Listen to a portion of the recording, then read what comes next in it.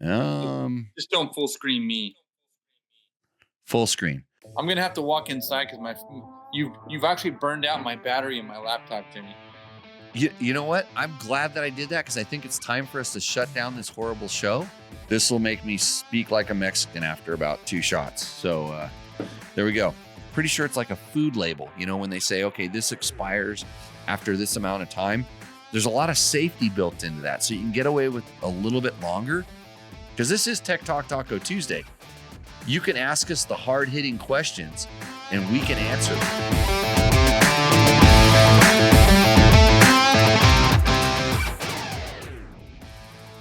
Okay, welcome to Tech Talk Taco Tuesday.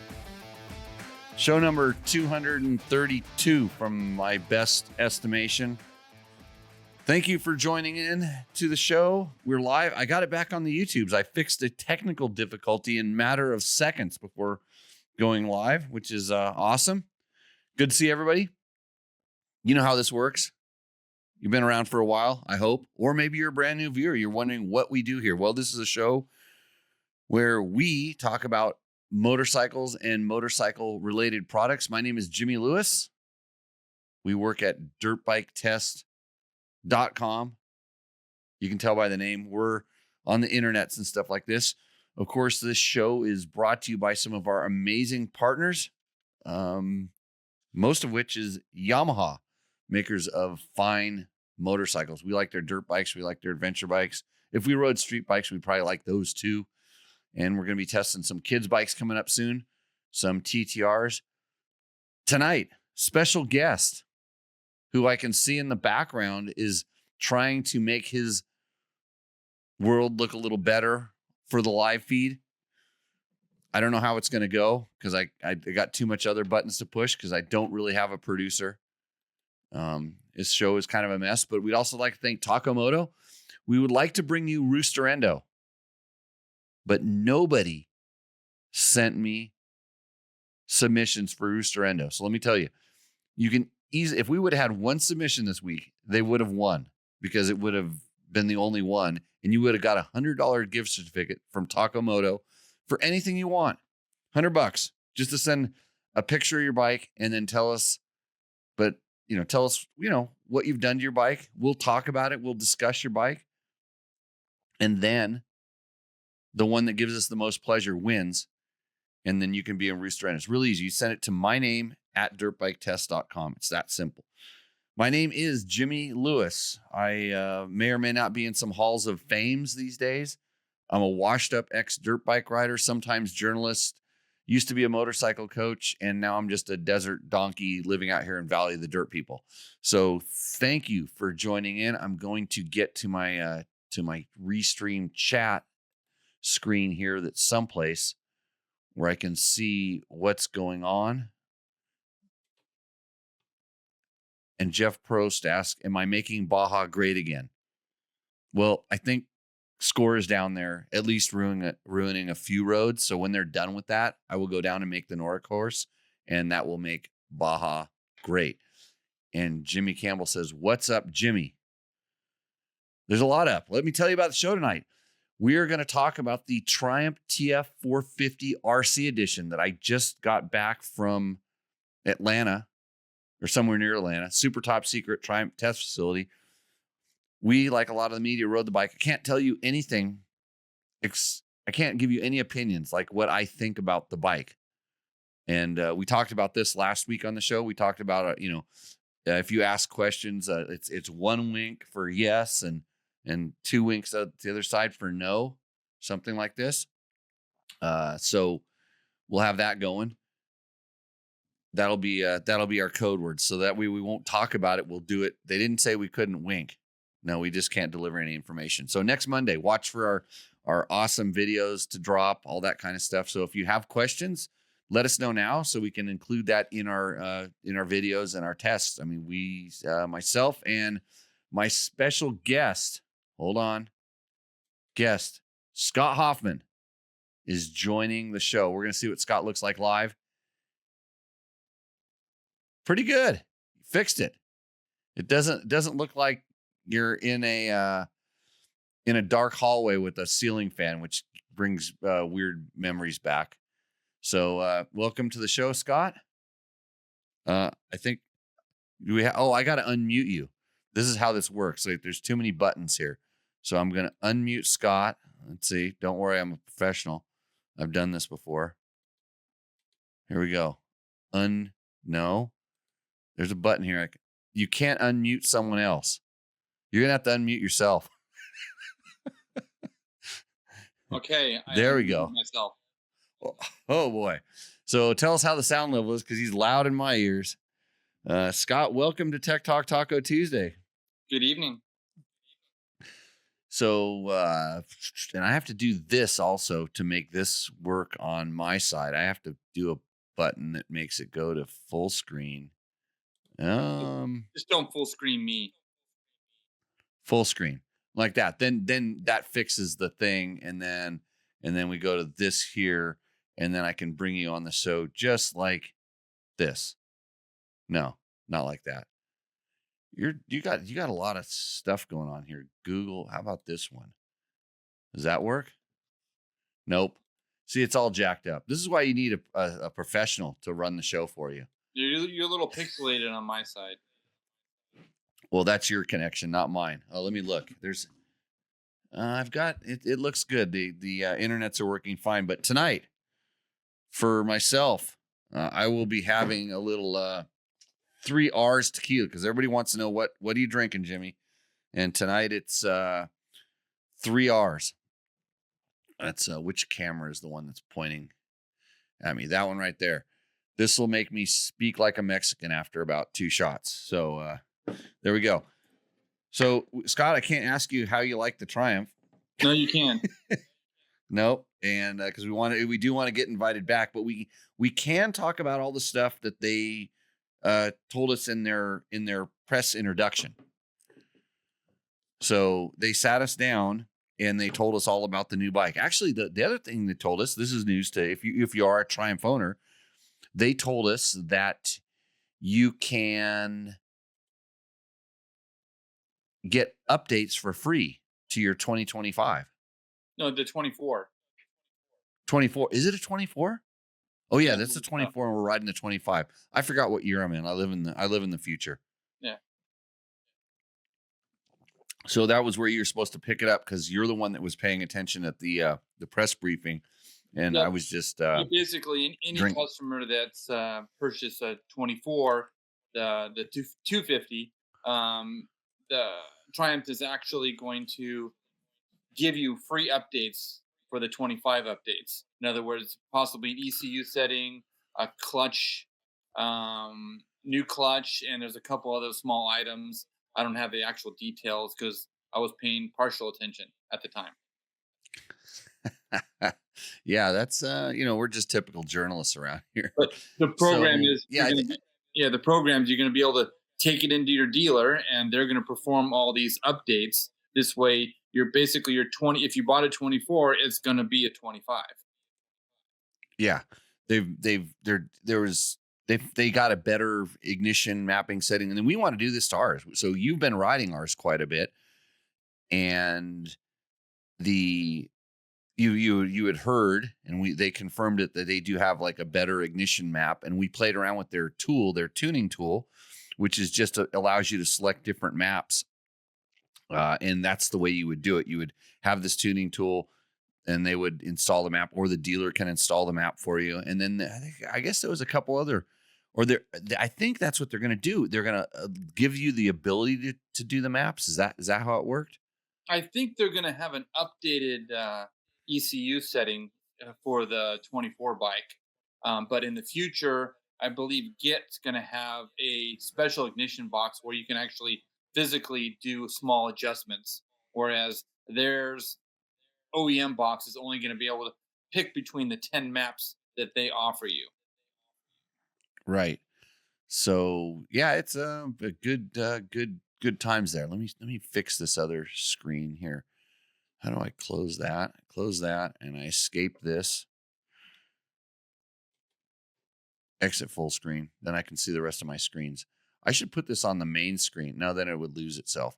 So, anyways, the other sponsors of tonight's show are longtime legacy sponsors: Scott Sports, Climb, DDC, Trail Tech, Fast Company, Bulletproof Designs, and of course, Double Take Mirrors. We do have some discounts for those companies if you're interested. We don't have our link tree, or we might have a link tree. Do you know how to do a link tree, Scott? I do not. Can you get your assistant to work on that? My IT guy's on vacation right now. Yes, yeah, it happens when we do this kind of stuff. So I'm trying to get my comments set up here, and it says, "Oops, something went wrong," and it wants me to relaunch my. I don't know if I want to relaunch this thing. It says my tabs are reopened, so what the heck? So if the whole show collapses, it's because Google's effing with my computer right now. I was gonna. So the other thing we do in the show is we do respond to your chat questions, which I just lost all that whole screen disappeared as well. So I'll try to thing up there. Both of you do a what? Let's see. I got some comments coming in here, but I lost the original comments. Interestingly, don't want you giving your opinion on the bike. Why is that? Well, it's obviously because it's horrible, right? Scott, they're trying to muzzle us. We lose Scott. I might have lost Scott. Oh boy, who knows how this thing works? It's possible that I just hung up on him somehow or another. So I will try to fix that as we continue. Go back to the meeting. I'm getting ready. I'm able to join. Join now. Scott's in the meeting. I'm back. I think I hung up on you. Yeah. Good. You sounds like we got an echo now. So, are you back? I am back. Okay, good. It sounds like we're live again. So, did I hang up on you? Did you lose my connection too? I believe so. Yes. Okay.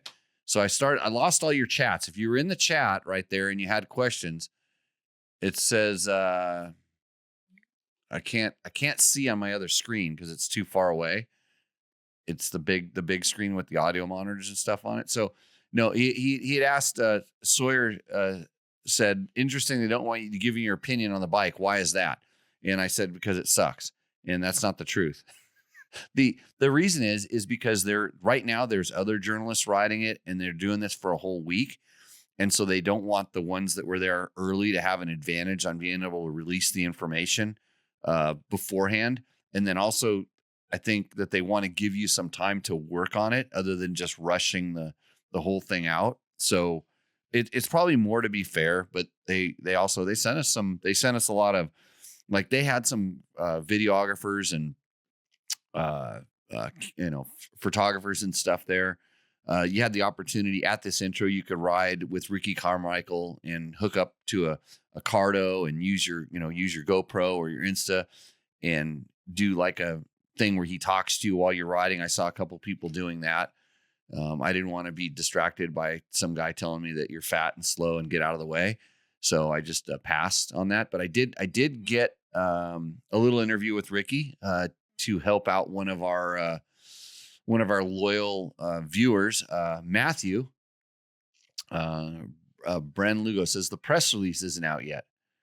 So no, they've released all the information. Like they put all the press info up, correct, Scott? Yeah, the bike's been released it's been weeks and weeks by now. Right, that they've talked about the bike. They talked about the 450. They officially announced it, Ricky Carmichael edition. And it's not a special edition. There's only a Ricky Carmichael edition available in 2025. There's no standard and Ricky Carmichael. It's just the RC only. That's the bike. Yeah, and so the RC, what makes it the RC edition is they basically have there's some graphical, some graphic stuff. There's signature on it, the little goat logo. It has his preferred bend of bar, and then his grips, I think, comes with a bar pad. ODI handlebars compared to the Pro Tapers that are on the 250. And also there's a Henson RC clutch cover. Not a cold Yep. clutch, Has just the the cover. Yeah, it has the cover with the Triumph Racing logo on it, and it has the bar pad and stuff. So it's kind of like, I think they're just doing it because I think it seems like they really appreciate having Ricky on the team helping with the development of that bike. And he was there. It's pretty stoked. It's funny. It's really hard to shut myself down to not give opinions about the bike, because I know exactly what I think. And yeah, you should watch our Triumph 250 first test. We have the whole first test is up there, and we did the initial riding impression video, and yeah, watch that. And I'm winking at you right now. Right. You'll get a flavor, and you'll see some stuff. So anyways, Ron Wheeler says hello from Alabama, and we're Ron Weedler. Yeah, Weedler. Really good with pronouncing the names. And Sawyer Llewellyn says, so by saying you're horrible, you're giving us your opinion on the bike. Are they going to send Ricky to your house with a baseball bat now? No, they probably sent they'd send Jeff Stanton to my house with a baseball bat. In fact, I got a really good photo of the two of those guys with the two of those guys. So one of the things we do on this show, you may or may not know, is that we answer your motorcycle product related questions, as well as the questions that pop up in the chat. And so since this is the wrong screen, I have to go to the other screen, which is over here. And hopefully I can find that. I need to shut this one down. This is not looking good, because the press release isn't out yet. I'm seeing comments twice. And then now this other screen is asking me if I want to upgrade. No. All I want to do is get this show done. Are you still there? You've been waiting a long time and you want to join. I guess I should. Did you get kicked out of the meeting, Scott? Are you still here? No, I'm still here. Okay. You've been in the meeting. I'm really screwed up. Let's see. I'm going to leave because I'm not in that part of the meeting. Are we still here? I'm still here. Oh, good. Whew.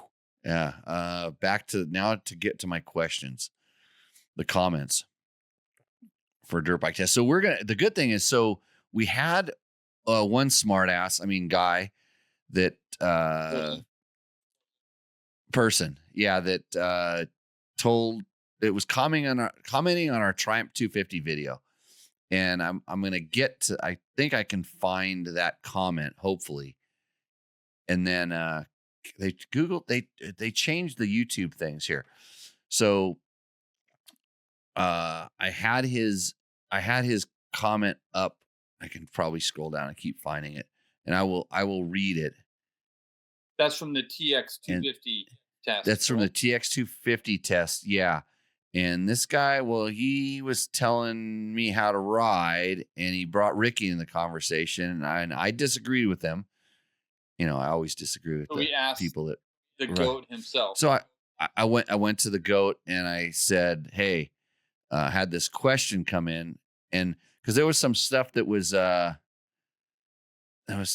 one of them. Where's the next one?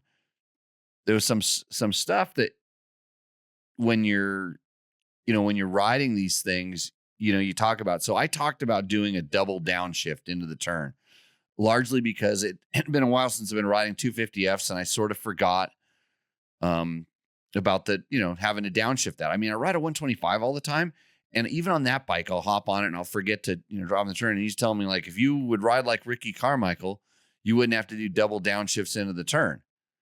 And so I was like, I think Ricky would have to do double downshifts in the turn as well, but I didn't know because I hadn't talked to him. So then I talked to him, and we got this, and I'm trying to find the question so I can answer. I summarized it pretty good, so I'm not going to worry about it.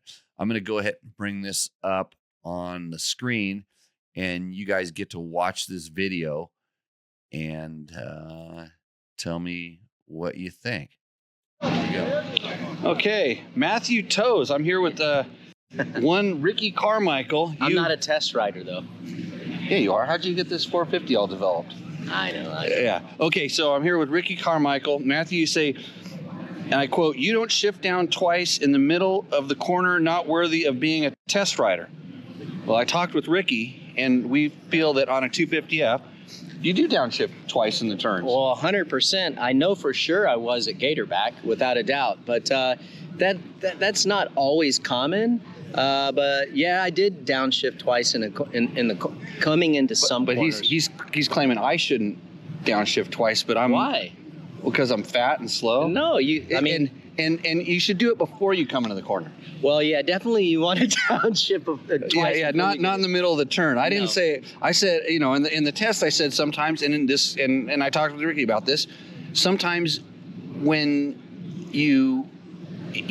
coming off a 450, we're a little bit lazy, and you're used to just coming into the turn and downshifting once and coming out.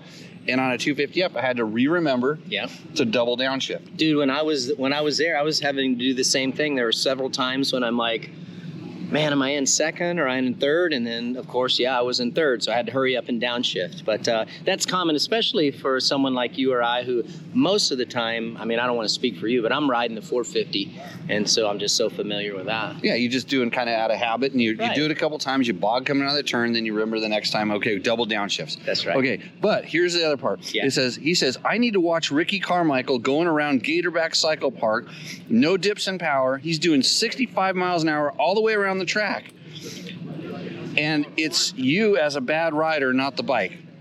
Yeah, I don't know that I've ever went 65 miles per hour on a dirt bike at Gatorback. Maybe on your 65. Yeah. Not even on my. Sounded like that's it, right. It definitely sounded like it, but yeah, the top speed isn't as much as what you would think. It's how you get, let's just say that 50 or 53 is as fast as you go, like top speed. It's just you do accelerate to 53 or 60 mile an hour very, very fast. But definitely, I don't recall going 65 mile per hour. Okay, so Matthew recommends if you change up early, the torque will pull hard in the next gear. That was the whole reason of changing to the 4-stroke engine. So I'm not really sure what that means. Do you know? Well, I don't. Maybe he knows. Maybe Matthew. Maybe you know something we don't know. Yeah. But well, that 4-strokes do have more torque. Yes. I still like a good 2-stroke though. Do you? Yeah. I'm a 4-stroke guy. I do like 2-strokes, but I'm a 4-stroke guy because I do like the low end torque. Yeah. Yep. And for sure. Yeah. So. But then he says you got to rev the shit out of it someplace here. But well, that's not necessarily true because I rev it, right? I'm a rever. I came up from the 2-stroke era. Yeah. I grew up on 2-strokes. I raced most of my career on 2-strokes, so I still have a tendency to ride 4-strokes like a 2-stroke. Nothing wrong with that. A lot of clutch, whatever. And even today when we were watching you ride, you were in second gear. Yeah. Pretty much every place I was in third gear. Yeah. And it sounds different. It's faster. Mm-hmm. And so, and that's the thing. These bikes, the good thing about the 4-strokes, the power band's twice as long. Well, I think too, definitely that. And you're able to hold a gear a little bit longer, and depending on the mapping that you have, definitely helps for that. But also, I think it also depends on where you grew up and what kind of soil you grew up on. An example, I grew up on the East Coast. Deeper, more traction. You're going to need to ride, with a little bit more clutch, especially on the 2-strokes, a little more clutch, a little more RPM, where as opposed to living in California, you are, you're on harder pack, sweeping corners where you can lug the bike. This stuff is like Velcro here today. It's so weird. You go into the turn, you almost have to loosen up on the bar so it finds the bottom of the rut. Where if you like at home, we're always sliding it around the ruts. But that's what's cool about testing bikes in different places. But thanks, Ricky. Yeah. We'll put this on. We'll put this back on Matthew and see if he can respond. So I think we're both good test riders. Yeah, I think we can hold our own. How about that? All right, thank you. Yes. Okay, how was that, Scott?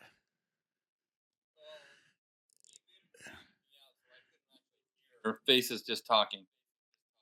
Yeah, I know. This is part of when we get the producer situation sorted out.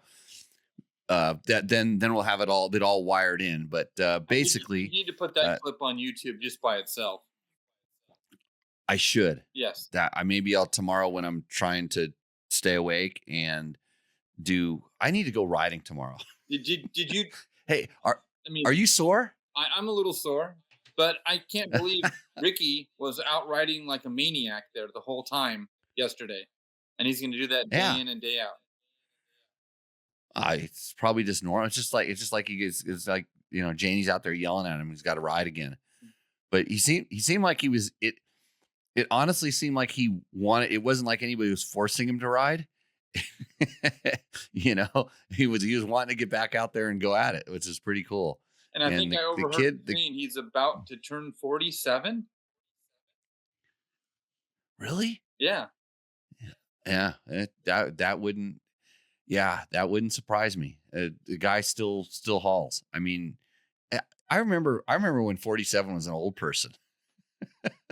So, got some questions coming in. Derek Brotherton says, "Howdy from Texas, Jimmy. I just got a CRF 300 rally for putting around on the ranch and trail riding in the national forest. Is there a good multi-tool I can carry that you recommend?"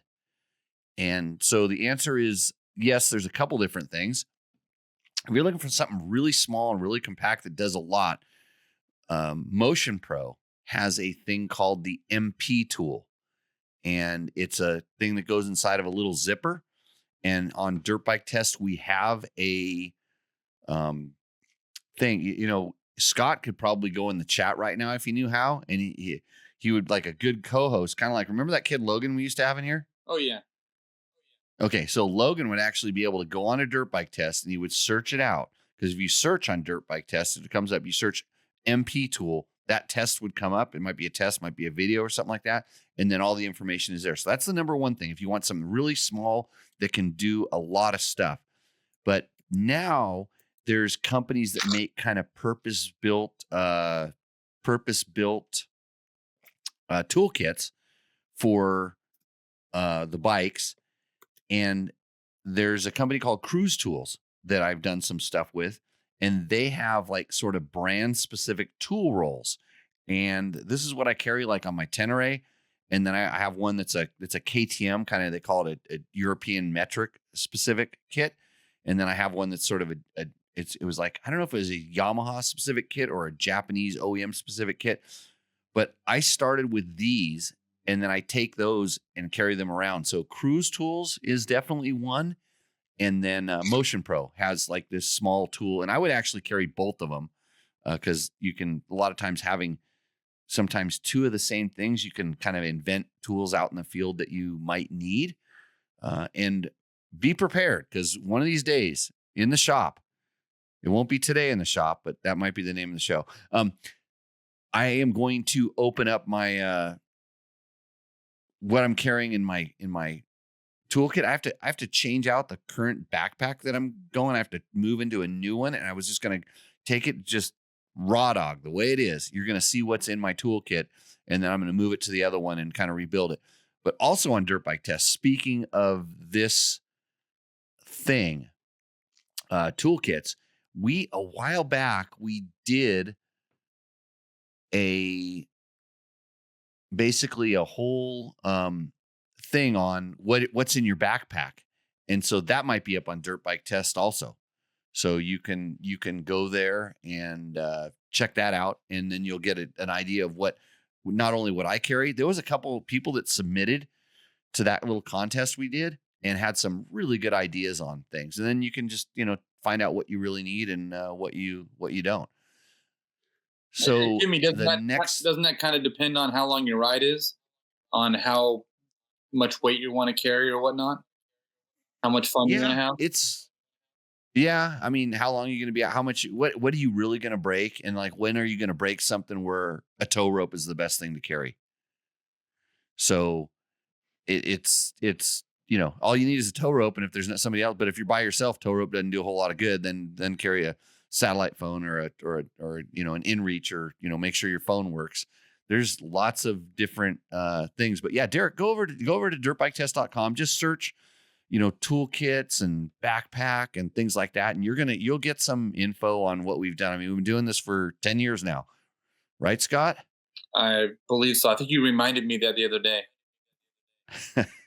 You don't feel a day older. No, for it. No, not at all. So My knees don't hurt at all. Right. I was really, we were talking before we did the question. I can't believe how sore I am in a couple of muscles. Like if I were doing squats, and that was probably, I don't know if that was from my super awesome coming up short technique on the jumps, or maybe just the G outs and some of the in between some of the jumps. I think a lot of it. I noticed some of it was the ruts, I think, and the type of clay that we aren't used to, that we're just kind of overriding and oversteering a little bit. Oh yeah, yeah. It was funny as I started getting more comfortable, because I did early in the day. I sat down in a rut, and I kept my feet on the foot pegs when I was kind of standing up. I standed up entering in the ruts, and then I sat down and I didn't take my foot off, and my foot caught when I sat down. It made the bike go a little lower, and my foot caught the dirt. And we're in California, it wouldn't have done anything. And there it grabbed it and turned my leg around backwards. And I'm like, oh, I remember this. But it took a little while. But yeah, that dirt was definitely like Velcro. Yeah, it was misting. Sure. It was misting the night before, so the dirt was really like gooey and like 100% traction. It was something that us Californians don't normally get very often. Yeah. Yep. So okay, back to the questions. Let's see. When Sketchy XC says, when are we getting the Woods version? They said, what did they said? They said it's coming. They said they're coming, meaning there's going to be both sizes, and not there was not a specific date, and they didn't say which one was coming like first, but I would kind of suspect it's going to be 250. And make no mistake about it, they're thinking about dual sport versions as well. So like one of the slides they had in the presentation literally said, we're all in. And when you look at the facility that they have, the people they're working with, the stuff that they've kind of accomplished and how long the company's been around, I wouldn't doubt it. And you always have this really feel good feeling after you go to introduction and see all that stuff and see what they put in. And they did a really good job of putting that all together. But I tend to believe them. Yeah, they must have had Scott 15, 18 people, out there testing on the Supercross track. I mean, they've got 4 premier riders. I mean, they've got full mechanics. They've, riders that have been on other premier teams, Star, you name it. They're on Scubas. They're which is a well-known, guy that runs teams. So they've got a full commitment going on. Yeah, there's no doubt that they're in it, and Scott especially kept asking about kind of like return on investment and stuff, and like when are you gonna when's it gonna return, and well, how do you build a dirt bike from scratch? I mean, it's not an easy task. No, you yeah, exactly. You don't just build it from, I mean, you do, but you don't. I mean, and their methodology is really solid. They're looking at what everybody else is doing. Everybody goes, it looks like a KTM copy. No, it's not a KTM copy. It's not even close. That'd be like saying that a Cove is a KTM copy also. And just look at it closely. And then you go, well, it has some shapes that look familiar and some we'll call it features. Like, okay, the Triumph has a single cam 450 and a double cam 250. Well, so does Honda, for instance, and so does KTM. So where are they looking? It's I think it's they weren't afraid to let us know that they rode every motorcycle and they had them all. So they made comparisons and they looked at what the competition has going. So I mean, they just didn't go blind. They figured out what the base was. What is the pros and what is the strengths of each motorcycle, and that's how they helped create what they have now. Yep. Aaron Davis has a question. Jimmy, if you could pick a Yamaha for the day, but you had to pick from a brand new 2024 YZ250X or a brand new 1995 WR250R, what would be your ride for the day? I would go with the brand new bike. What, you kidding, Aaron? I mean, you know what you notice when you ride old bikes, especially when you go back into the 90s, the brakes suck. The brakes are really, really bad. And they're slow handling. The bikes just are, they feel heavier. They feel lazy and all that stuff. And, I mean, even though it's a nice 2-stroke, I do like a 2-stroke, and in reality, that motor hasn't changed a whole lot from then till now, but you would be surprised at how much the little changes Yamaha's made to that motor have made that, that bike so much better.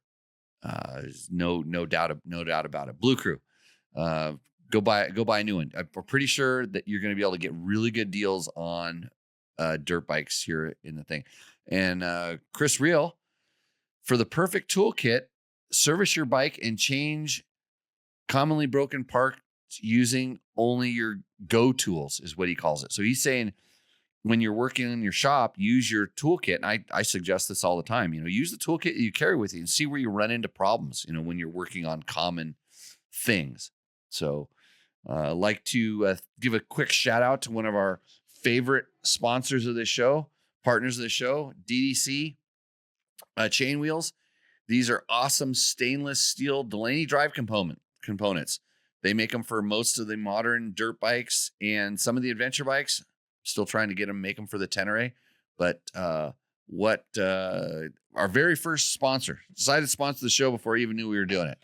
And so check out ddcracing.net if you're in the mood for a new sprocket and chain. Speaking of that, Scott, you did replace the chain on our. Chain's the only thing you replaced on our 250 or Triumph 250, yeah? Yeah, I replaced the chain and I went up one tooth on the sprocket. What sprocket did you use? A Pro X. Okay. What is it? What was it off it? They had it listed for the Triumph already? No, it's a crossover. The KTM sprockets fit on the Triumph wheels. Okay, cool. So then DDC sprockets fit on Triumph wheels. Should have talked to me. Should have talked to me. I could have got you, slid you a hookup. Nice stainless. Never wear out. I was getting some Dunlop tires from Mr. J. Clark, and he was kindly enough to give me a Pro X rear sprocket as well, and say, "Here, go try this." Nice. The next thing, Dan Parker says 2021 Gas EC300. How do I fix the detonation when letting off the throttle at higher RPM with the clutch out, other than getting back on the gas? So that is the 302 stroke, the detonation when letting off. So Dan, you're hearing when you're hard on the gas and let off, is it just like one or two ding dings of detonation, or is it constant? Because I think when you let off, you kind of hear it like one or two, and then it stops. I wouldn't worry about that. That's not bad, especially on a decel detonation. It's not gonna be a big thing. But if it is the whole time you're off the throttle, is it detonating, or is it doing kind of some run on? Give me the feed me back that information, and I'll continue with my question. Aaron Davis says he has a friend that had the WR250R and it was a rocket. Well, there's no reason why your current YZ24 isn't a rocket either. And have that friend ride a new Yamaha YZ250X, and he'll think the same thing. Sketchy XE jumps in here, says, I've ridden the 250X in the woods. It's a great bike, especially for a moto bike in the woods. East Coast style, he says. So he can't wait for the dedicated woods version. Oh, of the Triumph, I guess. Oh, okay. So he's talking about the Triumph. I thought he was talking about the Yamaha YZ250X. Here's the one problem I have with Triumph calling their bike a TF250X is every other brand uses the X designation as their cross country or XC or, Grand Prix bike or, not moto. Everybody else uses kind of like R or F, and then they went X, and it's like, it gets confusing. Too many names. And he says it feels nothing like a KTM. I agree. I don't think on the 250, I don't feel a whole lot of KTM similarities to that bike at all. Scott? Oh, you want me to chime in? Yeah. Oh, yeah. I mean, have you ridden the KTM 250? I haven't ridden the current KTM 250, so I can't really jive in there. But I mean, compared to the 25 YZ 250F I rode, I mean, the Triumph chassis is just very easy to ride. It's very easily to adapt to. And for me, being 6'1", I thought the thing would feel cramped or small or whatnot. And it was just, everything seems to work and is in the right place. So, yeah. And the KTMs typically were, and I don't know about the newer ones. I don't struggle with that. I know for the bigger riders, the KTMs used to always be a little bit better. Like Hondas and KTMs, the bigger riders could get away with. The Yamahas typically felt cramped, but Yamaha's been working on stretching their cockpit out a little bit. Yeah. Oh, for sure. Yeah. The Yamaha in the past, that's been the 250 that I can actually ride and have fun. Some of the other bikes, because of the way the power was, they made them a little bit less bottom on 24, 25, but the previous version, I could ride it being, 200 pounds or 200 plus. And, that's the one thing I liked about the Triumph is that I didn't feel like I was at a disadvantage riding a 250, even being at my weight. It was just easy to ride, smooth, and the power seemed to work well. I mean, I did add at rear sprocket. So I moved the rear wheel back, so it did lengthen the chassis a little bit up. But I didn't ride the bike stock, so I'm not really sure what it did compared to the wheel being back. Yeah, and when we were going through the race shop, they had all their 250 the practice bikes the guys were using for Supercross. They all had their wheels back. Did you notice that? Oh yeah. All the bikes were running a longer chain for sure, and almost all the way back in the swing arm itself. Yeah, and that's a personal preference, but when you watch, you see 3 or 4 like team bikes and you see everything back, it's like they know that's what those guys like. That's the feeling and the sensation they like. So, and then you weren't able to get the length. You couldn't. There wasn't enough room to go forward when you went to one tooth bigger. Correct. If I went to a new chain, no, it wouldn't have been. If you used an old stretched out chain, it would fit. But I mean, the wheel will be pushed all the way forward. So it's like something, I don't think they really thought about the gearing changes, about trying to figure out the lengths to set the swing arm so you can go forward and back without changing the chain. So that's one thing that I would say, that you can't just slap one tooth up with the standard chain. You have to pretty much add two teeth. Yeah, and on the 450s, just stock the way that they are, it's pretty far up there too. It's in the front part of the adjustment. So that's correct. I think it's very similar. Well, the two bikes share chassis. I mean, the swing arms, the wheels, the frame, everything's a carryover from the two different bikes.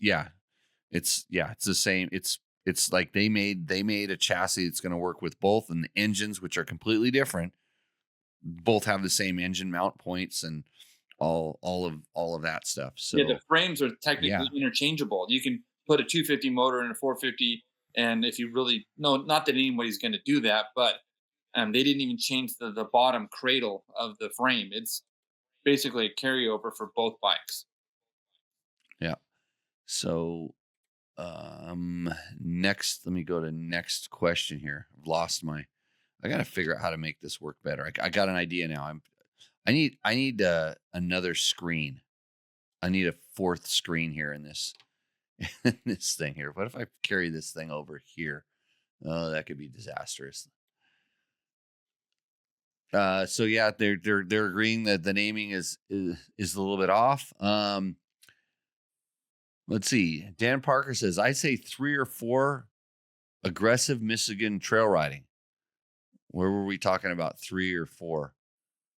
Oh, okay. Hold on a second. Oh, okay. So Dan, I got it. You're back. This is the thing with the chat is like the conversation has the delay of the feed and then the delay of other people talking in there as well. You know, with 20,000 people watching us live, Scott, it's really hard to, keep all this under control. You got to get a producer. Right. It's the millions that we're making doing this show. Right. It's because I'm not about the money. That's why I don't do it on that much of a regular basis. Okay. So he gets 3 or 4 dings. Okay. So Michigan, usually sand, heavy loads.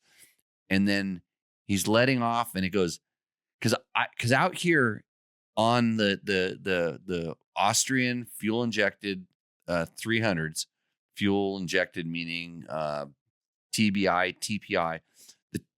And his would be, let's see, 2021. So his is TB, his is TPI. His is transport port injected.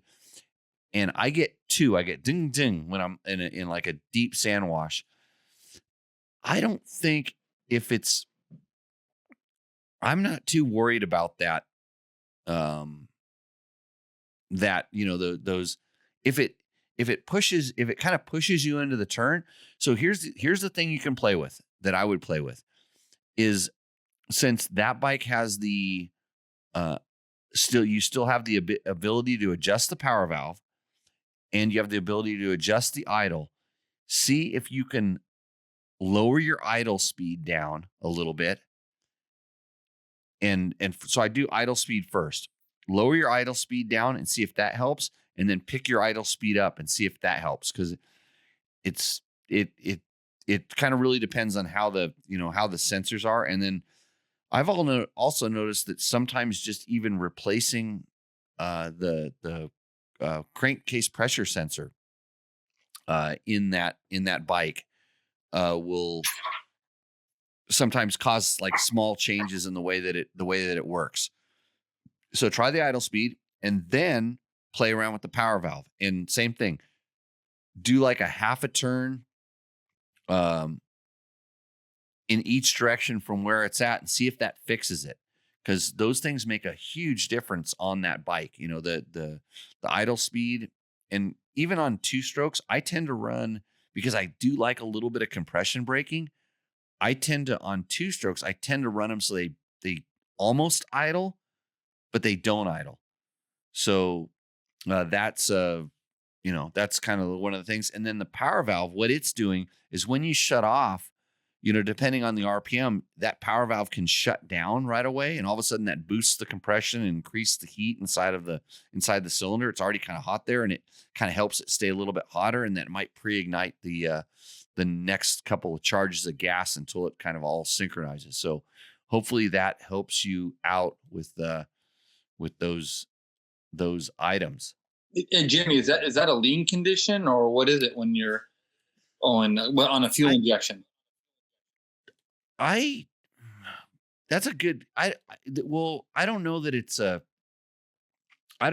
lean, or it's just the computer trying to figure it out. It's because even on a carbureted bike, when you shut off, that there's like generally I'm trying to think of like when 2 strokes used to seize when I was riding them.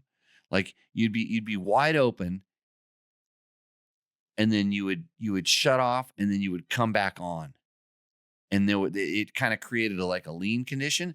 But carburetors tended to be kind of rich a little bit, and I think the fuel injection is actually like lean a little bit. So it's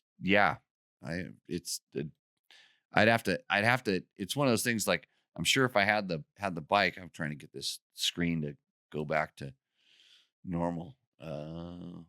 Where did I messed up my screens again. Now it won't minimize. Now it's disappeared. It's gone. I lost my chat screen. You guys are in trouble now. And to do 2 things at once, think and talk at the same time. Oh, I usually don't think about anything, but now we're in doo-doo because I don't even know where that screen went. Maybe I can close it down on the bottom. Again, we're hiring a dirt bike test. If you would like to become an indentured servant or a slave, we are looking for a producer at this that's particular. You have to live in the desert? And if you can live in one of my trailers. Actually, if you're good with tools and you want to refurbish a nice it's a double long single wide trailer, we might be able to accommodate you. Okay, that went there. Where did it go? Oh boy, we're gonna have a problem when this thing disappears. Now I just pulled that out of that thing here, and it goes. I'm gonna put it here and go here and go back to there. Got it. Okay, got my screen back. Might lost the rest of the show. The next thing is I felt right at home, says Sketchy XC, and my personal bike is a 2022 KTM 250XC TPI. So he felt right at home on the Triumph riding it in the woods. Did you do a demo day or did you ride a friend's bike or how's that work? And then Motorsport says maybe the swing arm needs to be slightly longer for more range. I think the swing arm is talking about the 250, of course, only. I think the swing arm's fine.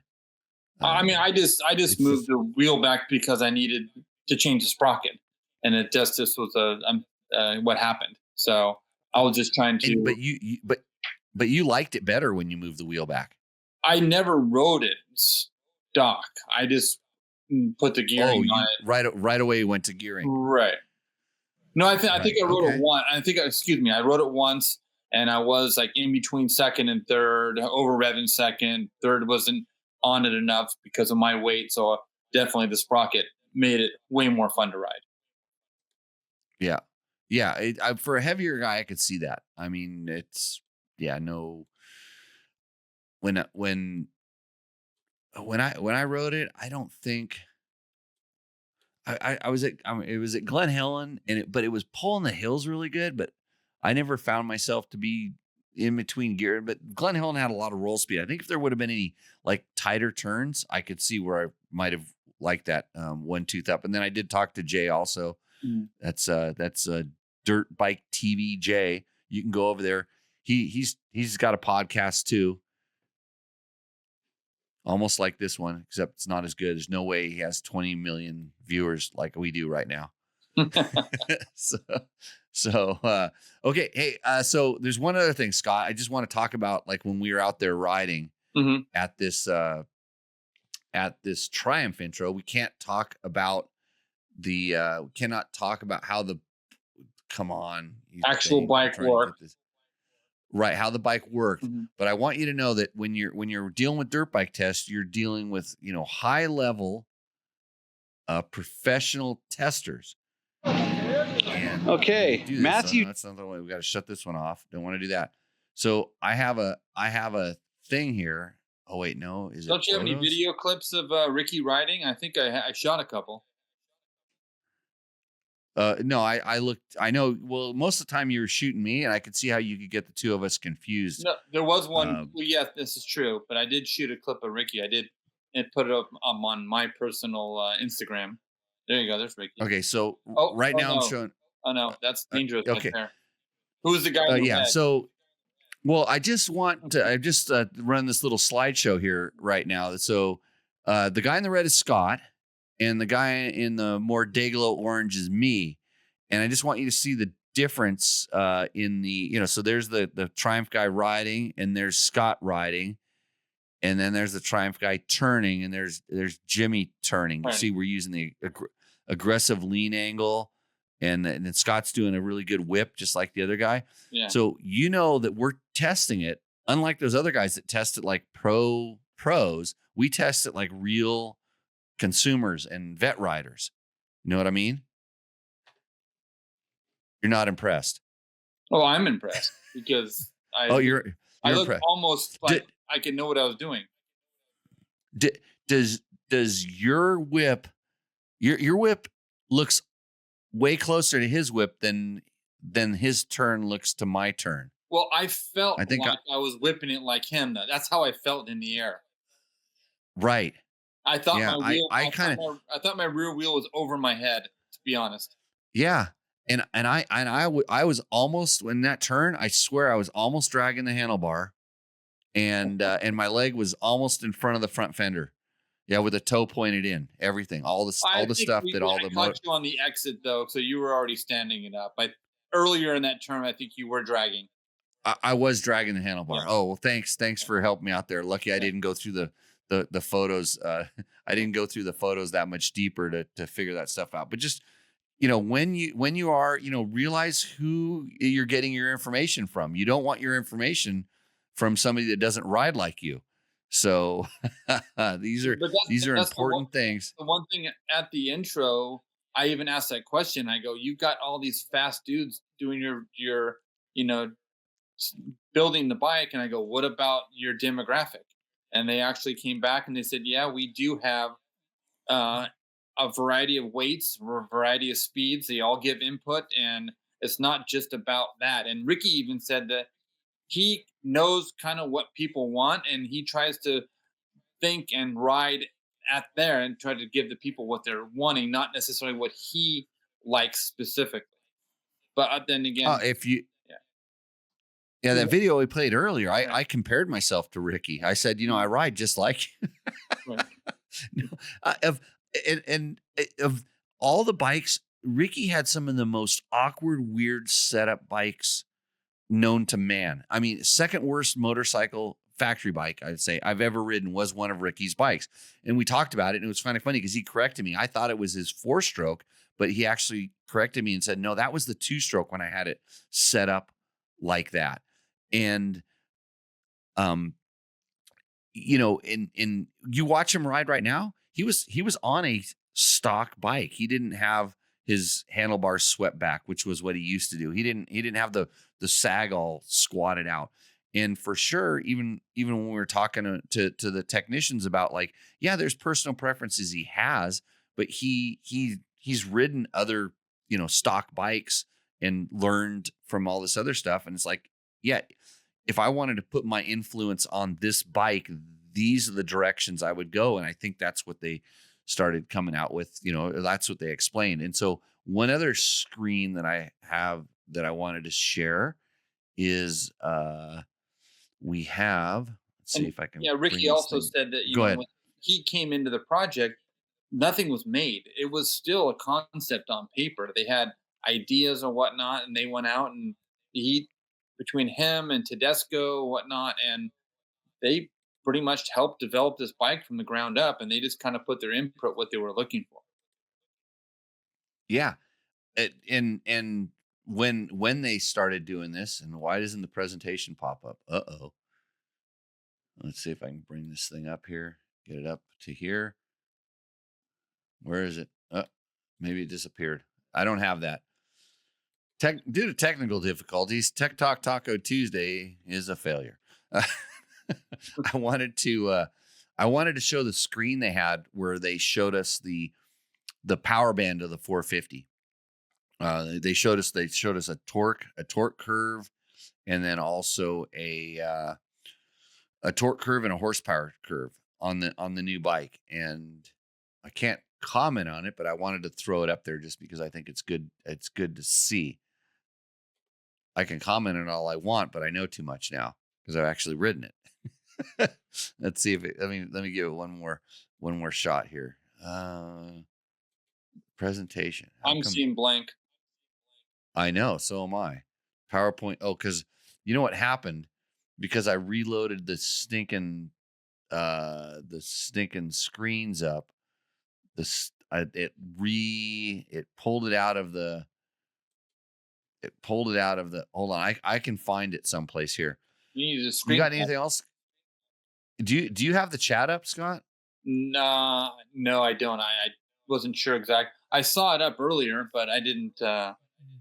It's pretty small. I should teach you how to do this show, and then you could do this show, and you could do all this stuff. It's real easy. All you have to do is have a lot of computers. Anyways, I got a question for you. This is from our YouTube channel. This guy, his name is Josh Higgins 8344. I don't know, some numbers. Thanks for all the info on these. He's talking about our 2024 YZ450FX project bike. When you go to the 1452 sprockets, do you add a link or run with a shorter wheelbase? So since Trevor did that and not you, can you comment on that? I don't know exactly what Trevor did, to be honest. But, certain bikes are certain ways. From my experience, a lot of times when I add teeth too, I usually don't like to move the wheel forward. For me, that's just a personal preference. So I usually go back before I go forward, just because I like the way the stability wise of going back over making it shortening the wheelbase. That's just my personal thing. I usually go back before I go forward. Yeah, I tend to do kind of I'm not afraid to go forward. And in fact, sometimes if I go forward, sometimes if it starts being a little adverse, I will drop the forks down in the triple clamps a little bit. So in other words, lower them a little bit if it seems to get bad. Mm-hmm. Before I will, because all of a sudden, if you want to go back, you have to add an extra link of chain, which requires a little bit extra mechanical bullshit. But you can't you can't run a half a link. Sometimes you want to run a half. They make half links, but I don't really trust them for some reason. Yeah. So when I found in the past that like I said, going forward kind of affected, try pushing the forks down a little bit, and that can help stuff out. It's sort of the easiest way. I would say it's the what do we call it? Path of least resistance. Before you start making big changes, you're able to kind of do this and then test to see how that, how it ends up working out. I mean, obviously if you can, I have added one tooth in the rear and move. And if there's plenty of room, I'll run it forward. But sometimes there's this feel like that I'm having to almost tap out the swing arm slots in order to get the wheel forward. So if that's the case, then I end up going back. But if there's room, give it a try. Yeah. Okay. I'm looking for my presentation. Oh, here it is. The PowerPoint presentation's up. It got pulled out of the thing. So now I have to see if I can go find it. I wonder if I can put it back in this other thing here. There's so much stuff going on. Welcome to Tech Talk Taco Tuesday. You need a camera behind you that shows all your screens and shows all your minutia going on. Well, I think actually I can go to the emergency camera here, which really shows the root cause of the problem. Oh, is tequila. Yeah. And it's well, actually the thing was I was doing the 3 R's. I like the 3 R's, by the way, which is comes highly recommended, hard to get in this state. But I kind of want to go to the Don Cayo. This is the Extra Anejo. It has nothing to do with you getting up at like 1 o'clock in the morning. Oh yeah, I got it, dude. My guy he was from Ivory Coast, and we talked about the Paris Dakar half the ride home, and then we talked about politics, and I was blown away. His family. They were diplomats, and so he got to live all over the world, and it was pretty cool to talk and learn. Kind of, I hate being that boring guy in the car or something like that, just sitting there. You figure we got an hour to kill, and we cruised around and talked about a lot of cool stuff. So, and I can't get this presentation to go up. So I can do a screen share or something like that, but it could wreck the entire show. Well, yeah, I can do something here. I can go to make this go to full screen. I could probably replace your face with with this presentation. I won't be hurt. You sure? Yeah, it's okay. Oh, here we go. I got it right here. Unstoppable performance. That's what it says on this slide. And then I can somehow share this to, let me see if I can do this. If I go to the watch the video thing and I go to presentation, it's kind of there. It came up. It's alive. Yeah, awesome. It's kind of cut off, but it's. I'm working on it. I can fix I can fix this. Let's see if I go here. It was earlier. It worked. Look at that. Okay, there we go. You're getting close. Oh, there you go. You know, I could probably do this for a living if I practiced it. Maybe. With your millions of viewers, yeah, of course. You know how that you're really good if you practice things, you're really good at them, but if you don't, and then you just like what do they call it? Master of nothing, expert at something. I don't know what. Jack of all trades, master of nothing. That's what I am. I'm good at that. So this is the 450. These are the numbers that they gave us. This is the unstoppable performance. This is the torque curve, which I mean, I hate dynos, to be honest with you.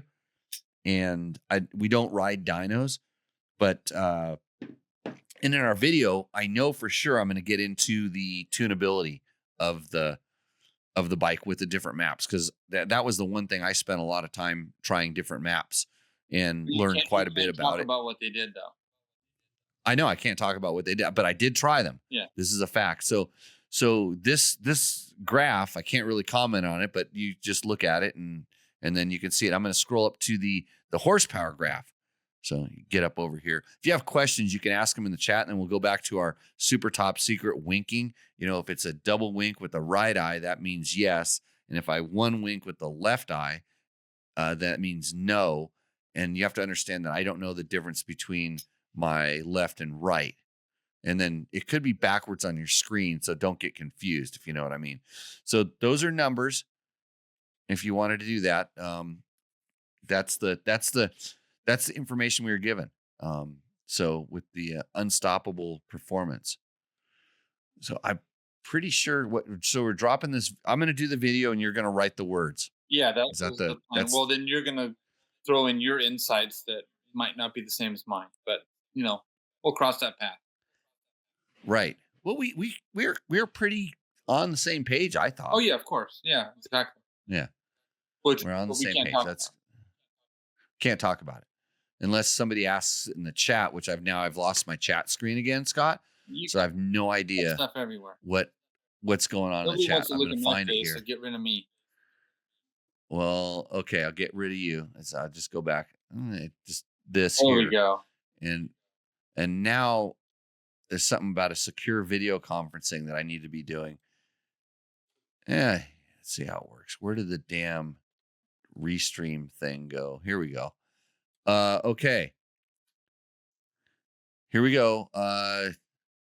Somebody says Hall of Famer bro. So Motorsports does. Thank you. I think he was talking about me. Did you see all my Hall of Fame medal? I put it up on the wall here someplace. Who's Hall of Fame? The Off-Road Motorsports Hall of Fame. OMHOF is for short. So there's a video up there where I accepted my award with a helmet. I put a helmet on because that's my safe, happy place. Where was the banquet? So it was at the where the hell did we go? South Point Casino in Las Vegas. Oh, nice. Yep. And Curly says, if you were Logan and Logan was you, you'd be fired. Okay. You're right. I think you should dock your pay for the evening. For sure. Okay. Cheers. I will do this.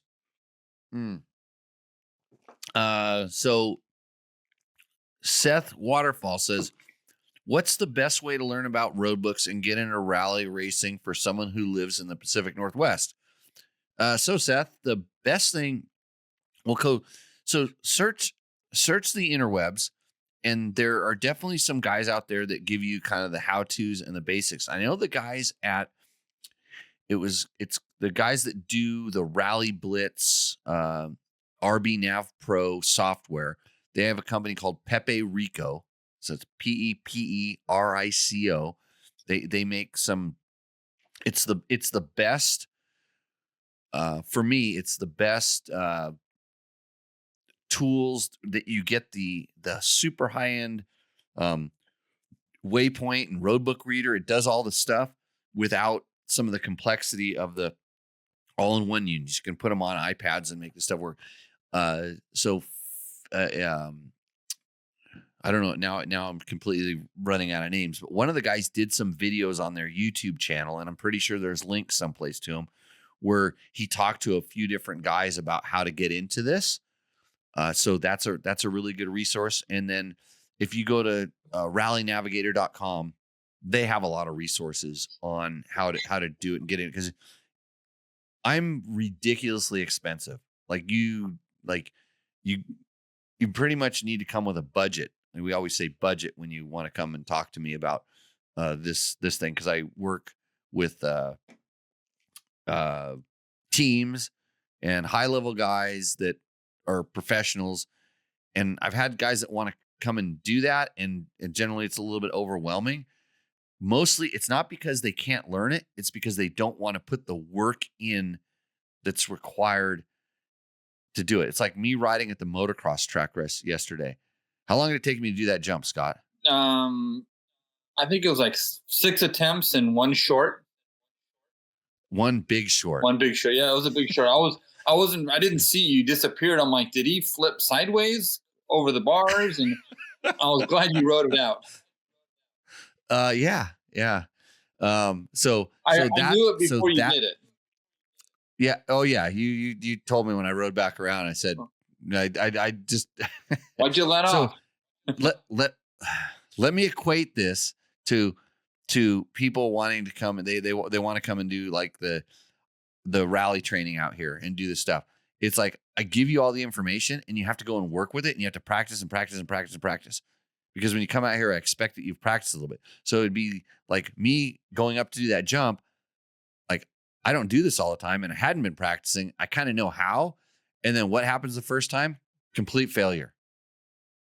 So I know this from doing it, but yeah, Seth, if you're really interested, go ahead and send me an email, and I can throw some links in that email to the stuff to look at. And then also I can send you out kind of a little bit detailed, a little bit of how our program works. Because if you want to get into it, you can take the same class that I do for anybody that comes and trains here. Doesn't matter who they are. They have to take what I call my basic class. It's an online video based course, and you will learn everything you need to win Dakar. It's been proven. I'm lucky I have that in my back pocket. Thank you, Ricky. Let's see. Chicone.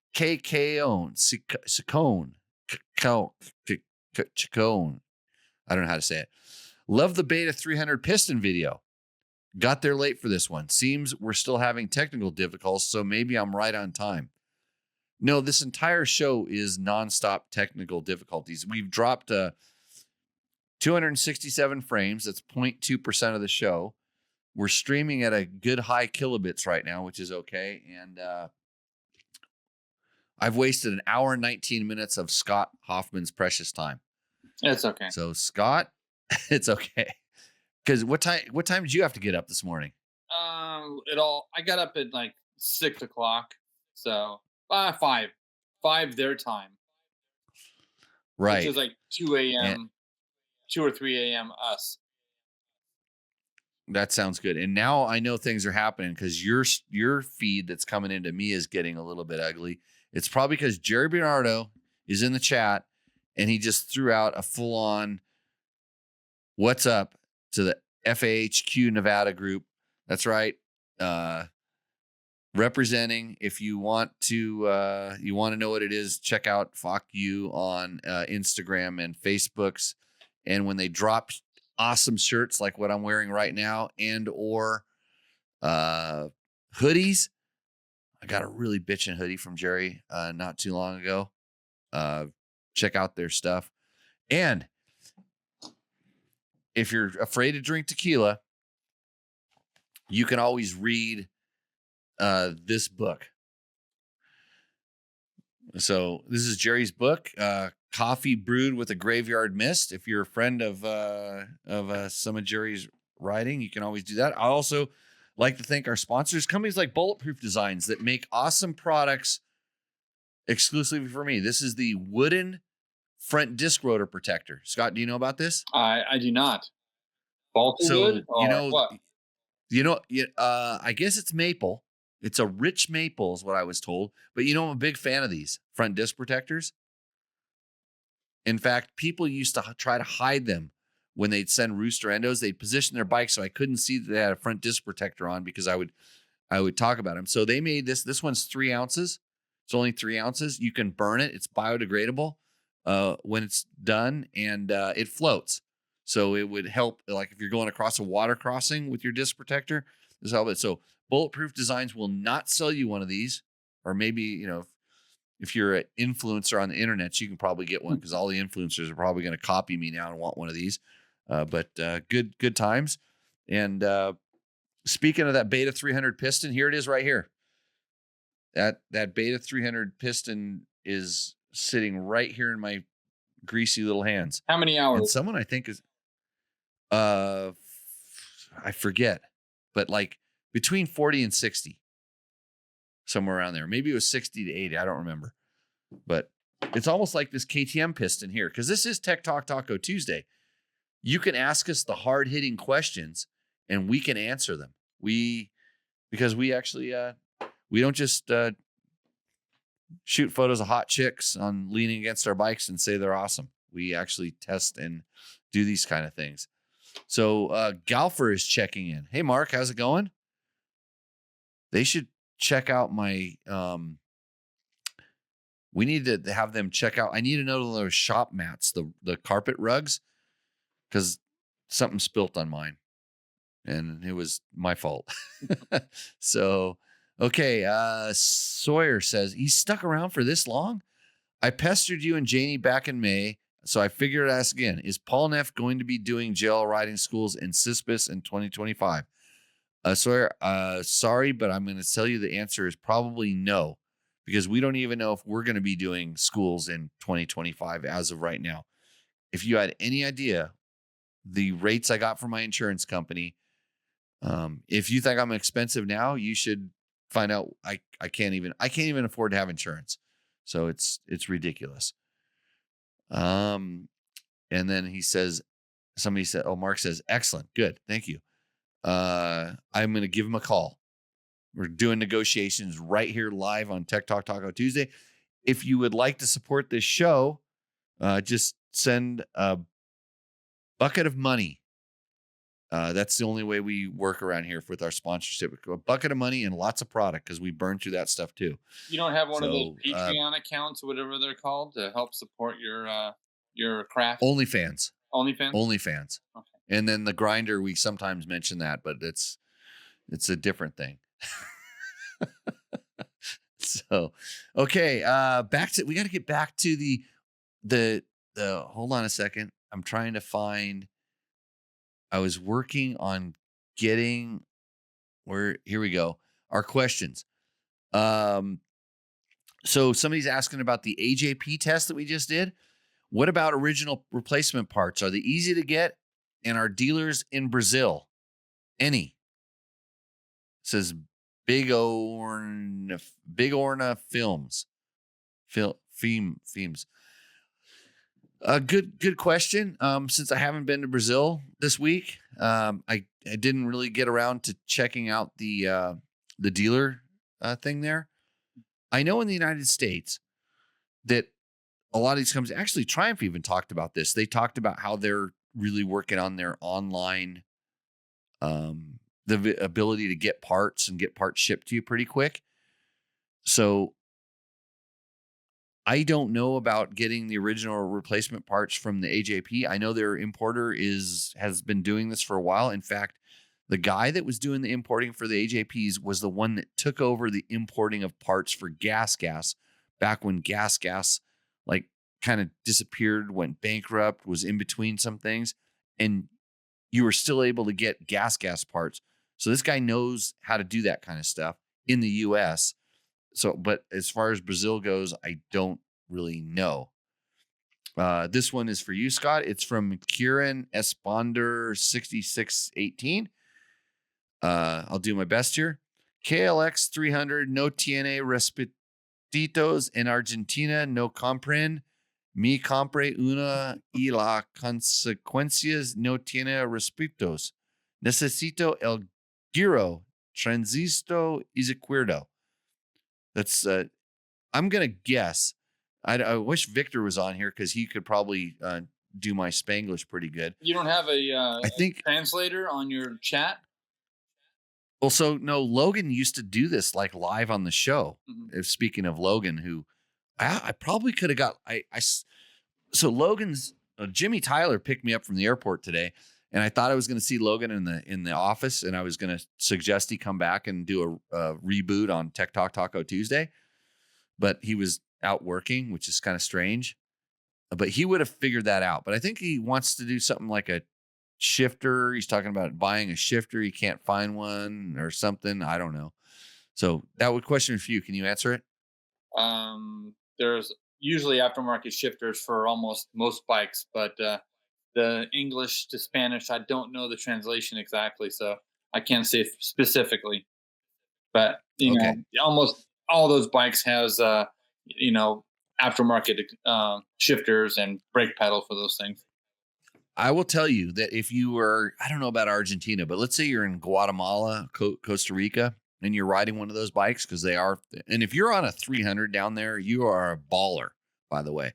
Usually you're riding a 150 or a 190.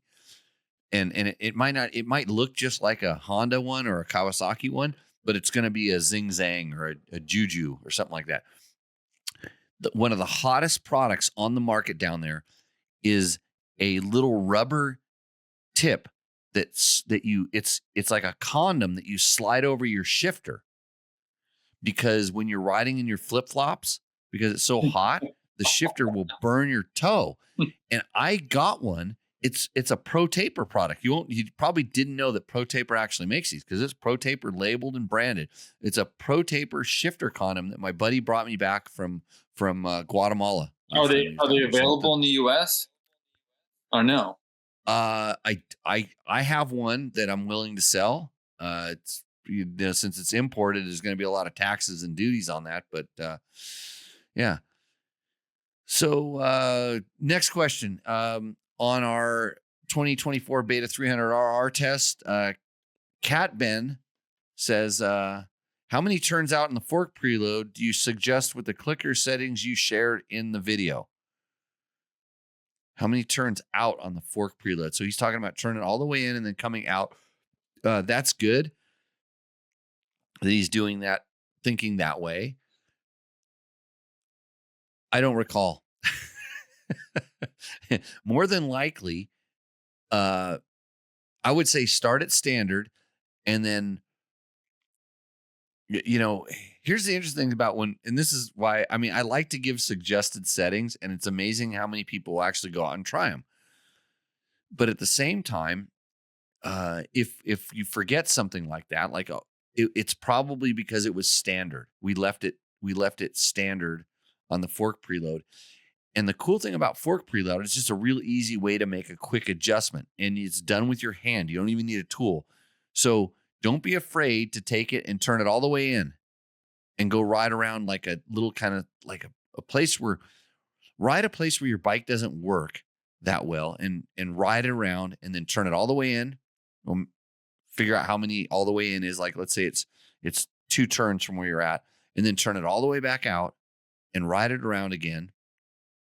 And then you will feel what it is. And then you don't have to ask us how to tune your suspension.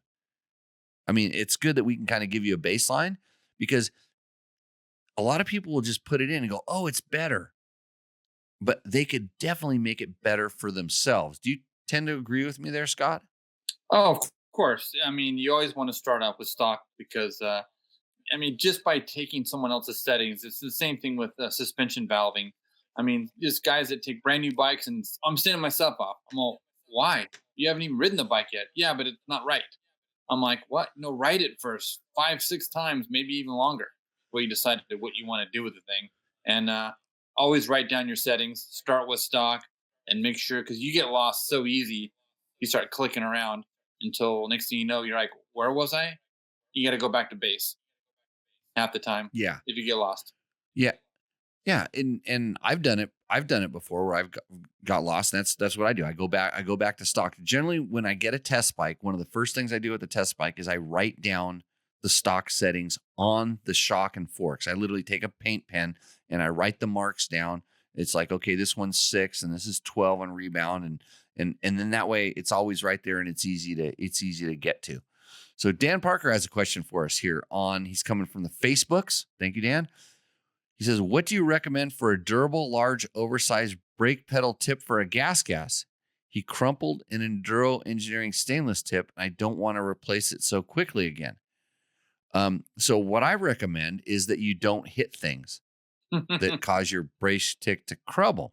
So I like to go into the root cause of the problem. I don't think I'm not blaming you for that. Yeah, I am.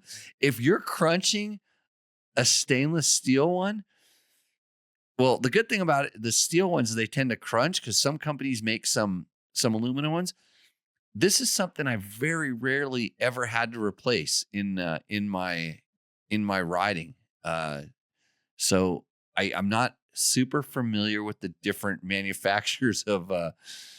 And then the other thing is you're asking about an oversized brake pedal, and that's probably why it got crumpled up in the first place. And then we're going to go back to the rider adjusting the problem. If you would practice when you're practicing your braking, or, if you're actually ever taking time to actually practice braking, going through the routine of braking, how you manipulate, because there's a braking position. When you decide I'm going to get on the brakes, there's a thing you do with your body. I used to be a riding coach. That's why I know this. You would teach your toe and everything where to go to get that brake pedal. So that large oversized tip sometimes is kind of a crutch for a bad habit, I would say.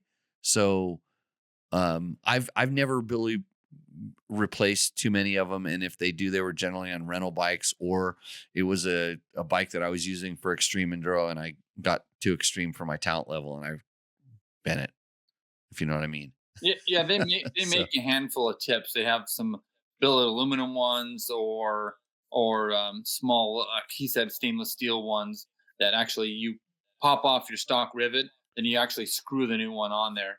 But I'd almost rather have one that might crush and get out of whack, opposed to aluminum one that might actually grab my whole shift lever. The brake lever, and actually bend it around. I'd rather have one crush and have a little bit of crush zone than actually bend all the way around, because that would really ruin your day.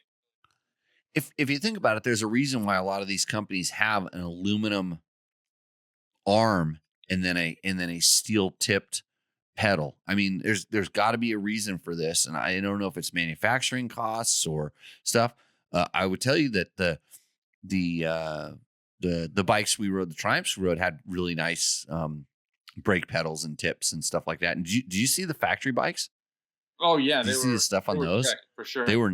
They were trick, yeah. And they were talking about how they're like 3D printing and machining those things, and they let us walk through the race shop, and they had opened up, and it was all 250 stuff, opened up engines, opened up suspension. They let us look at, touch their factory bikes, see all the stuff. You could see the differences between production and the stock bike. And when everybody thinks the factory bikes are, there's some stuff that you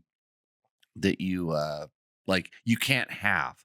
Well, if you have enough money, you can have all this stuff. You could get somebody to machine you a brake pedal that's that much thicker and that much stronger, because you're more worried about it surviving a first turn crash and be able to continue on with your race than potentially, breaking your engine and, losing oil. And then they've got protection devices for all that stuff.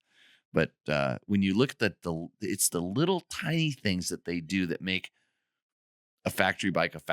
It's it's in its parts and things in quantity, not just like one thing. Like in fact their factory suspension was, you know, in as far as componentry and things, nothing really special.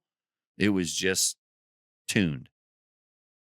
Yeah, I mean, even the brake pedals and all the little billet pieces. A lot of times it's rider specific. So this way they can make a foot peg, 2 millimeters or 5 millimeters taller or lower, just for the specific rider. Right. So, got another question for you, Scott. This is from Marco Bello Mo 9034. Bellissimo video. Lo sospensioni a burrito bene per una palette de 90 kg. Effettivity? I think that's Italian. It's my best. What do you say? I got nothing. Yeah, I didn't. Cool.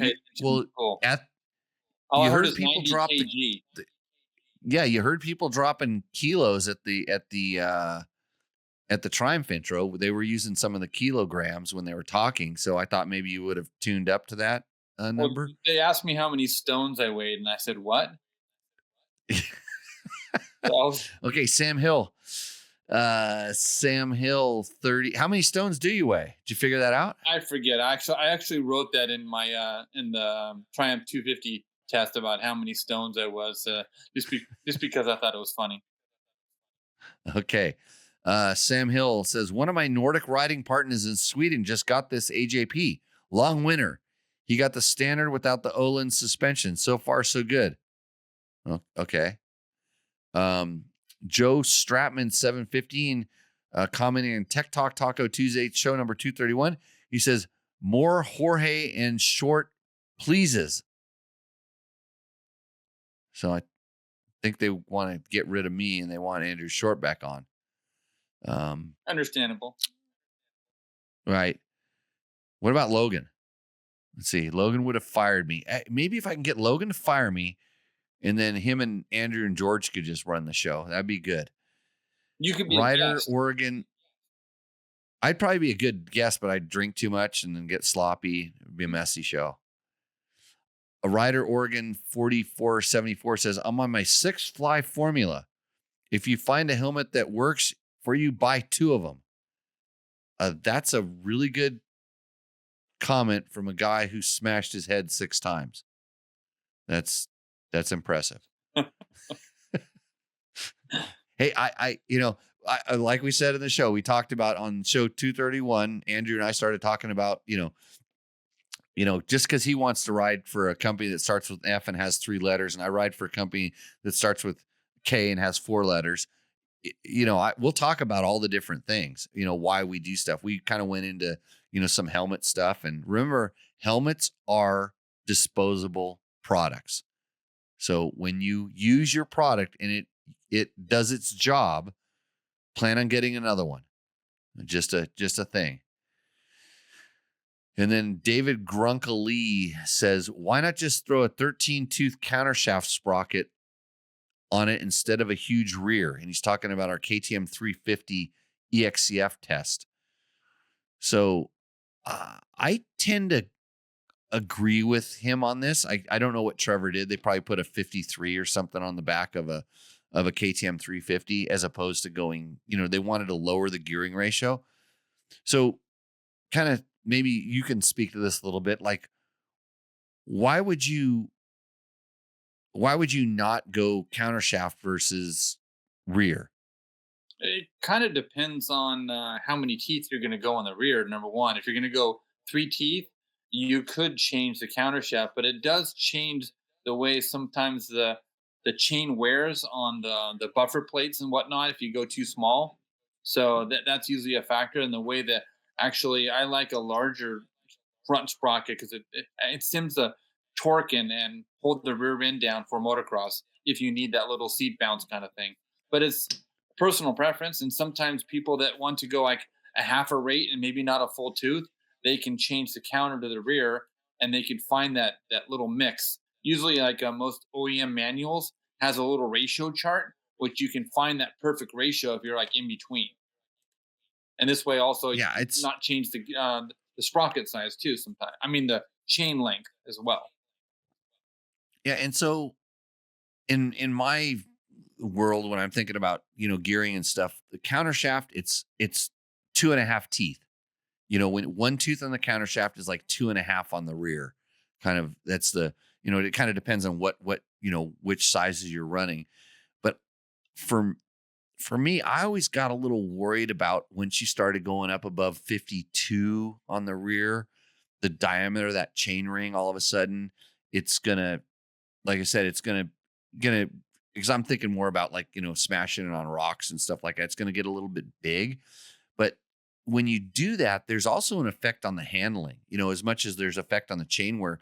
So the small counter shaft wears the swing arm pad, where the big rear sprocket will wear the chain guide.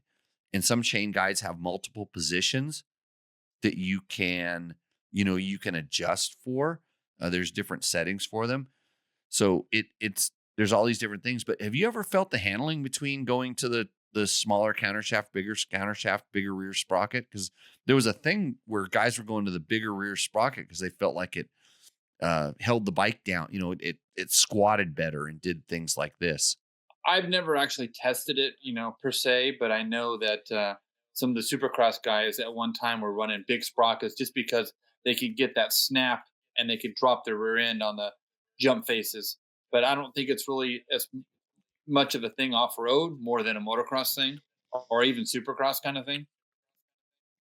Yeah, I mean, when we were doing Baja and stuff, we were running these big counter shafts and small rears, kind of a thing, and it was that was the gearing we needed to get because we couldn't get it out of the transmission, so we had to go. And sometimes you'd be limited on size. You could go up on the counter shaft because the chain would start rubbing on things that it shouldn't rub on the engine cases. And I've known enduro guys that want to run like 12 tooth counter shaft sprockets, and then all of a sudden it's running super heavy on the swing arm. So it's all kind of, designed in there. And, generally if you're getting outside of that range, you're kind of asking for the bike to do something that's a little bit, generally outside of the kind of the range of where they thought it was going to be ridden, I suspect. Yeah, a lot of So, times on like my dual sport bikes, if I'm riding like a KTM EXC and they've got really tall gearing on there, I'll just the first thing I'll do, I might go a couple teeth on the rear, but I'll definitely change the counter shaft as well. yeah, Just it so I was can get it for a to while. It was always, yeah, yeah, it was always one down on the counter shaft. You would just go right. from the 15 to the 14 and stuff. There was, and if you're doing a motocross bike test in your motocross action, you automatically have to have a one tooth bigger rear sprocket. This is a known fact. So Curly it's Kyler, says my Araya area MXC, so he's a Rye Pro, did its job for 22 years, and he just barely bought a new helmet this year. What did you buy? Did you buy another Arai? Those are good helmets, and 22 years. So Arai tells you you're supposed to replace it after 5 years. And most helmet manufacturers have that someplace in their documentation, like how long they feel like it's going to last for. But yeah, 22 years is a pretty good run, buddy. I think you got your money's worth out of that thing. I usually don't like to And wear then, helmets that have been stuck in my hot garage for the last 5 years. It's usually not a good sign, especially if there's small little black flakes that are falling in my head at the same time. the foam, yeah, the foam coming apart. Hey, it's speaking to helmets and this, and Sawyer says, I guess that means after 6 hits, we're talking about one of our other previous commenters, he's still able to type and form his sentence. The helmets have been working. Yes, correct. So especially with some of the newer materials, I would think in the olden days, I think the foam and stuff was probably a little bit more durable and last, but now you've got some pretty interesting materials inside of your helmets, stuff that either, whether it's EPS or MIP. Well, MIPS is like a plastic sheet. I'm not too worried about that, but I know some helmets have different densities of foam in the EPS liner. And then there's some stuff like Rheon and all these other materials in there. I don't necessarily know what the shelf life is, but I guarantee you I'd be a little bit more concerned about the the amount of time that the manufacturer is going to tell you. And I'm pretty sure it's like a food label, when they say, okay, this expires after this amount of time, there's a lot of safety built into that. So you can get away with a little bit longer. But I think with some of these newer materials, because when they're putting extra stuff inside of the helmet and it doesn't do its job, if that stuff fails because it's too old or becomes too brittle, or the materials don't react the way they're supposed to when force is applied, could be more catastrophic than less catastrophic. So yeah, I would pay close attention to that stuff. Yeah, I know that some of the newer 6D helmets, actually, you can, on small hits, you can actually send them in, and if it passes their test, they can actually rebuild them and change out the more softer inside EPS and some of their little devices in there to help it. But they can actually rebuild some helmets with smaller hits. I'm not sure about some of the other manufacturers, but they're one of the manufacturers that you can actually do a partial rebuild on smaller hits. I think that I think Fly does this also. Like if your helmet does take a hit, you can send it back to them. And I'm pretty sure a lot of manufacturers will do this. That if you're concerned about it and you want to send it back, go through the effort to do that, they will look at it and tell you, this is something that you should address, or we can replace this, or this helmet is trash, junk. So Mike King 7388 says, on our 2023 450 modified off-road shootout, he says, I'm surprised you guys don't run the G2 throttle tamers. I find they are a must for off-road on a 4-stroke. I use one on my 250 FX. I ride a lot of super rough trails. I almost can't ride without it. Might just be the fact that I'm also used to a 2-stroke. Have you done much with the throttle tamer, Scott? A long time ago, but I never really seemed to like the different throttle, pulls on those. I ended up usually just going back to stock for the most part. Yeah, so it's funny because I got a couple of throttle I got a G2 throttle tube for my Tenere, more aggressive. And I used to think I liked as I've done this more and more, like there's a certain feel like I like out of the throttle, and I guess I'm kind of precise with my wrist, and so I actually liked more aggressive ones. And the only way I found out about this was Motion Pro had this throttle with these adjustable things that I tested. I tried each one, and I thought for sure I would hate the one that was like the quick or the rapid turn. And I loved it on a really aggressive bike. I had to move my wrist less, and I felt better throttle response. So I think it's a rider preference thing. So the throttle tamers, if you feel like, it's too abrupt with the YZ250FX, I promise you that you can make a map that will do more than a throttle tamer will. It'll help you out there. That's the cool thing with the Yamaha specifically, is the Power Tuner app. By the way, this show brought to you by Yamaha. They have all their 4-strokes have this super awesome tool called the Power Tuner app that by far and away is one of the best things that has ever come along in the engine tuning. It's free. In fact, you don't even need a Yamaha to have the Power Tuner app. You can download it, put it on your phone right now, and you can make maps for all your buddies on their Yamahas, because their bikes are definitely better than whatever you're riding. So thank you to Yamaha for supporting the show. But back to the throttle tuner. I think that you can, if you have the ability to tune the map, you can kind of do it in the ECUs with the bikes now.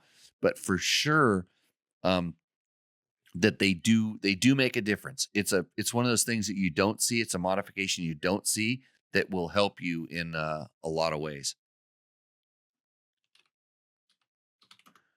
Okay.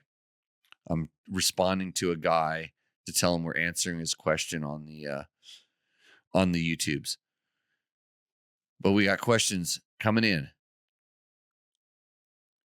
Curly says, I switched to my computer rather than my phone, so my spelling and typing is better. awry. Yes, I loved my MXC Pro. It was super comfortable. Wow, Curly, your riding has improved exponentially.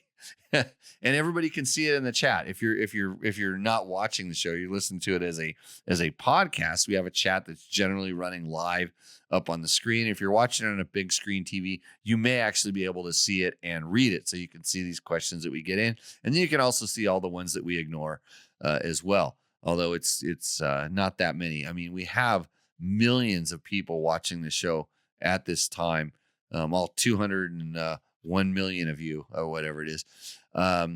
So I went with the Fly Carbon formula. Okay.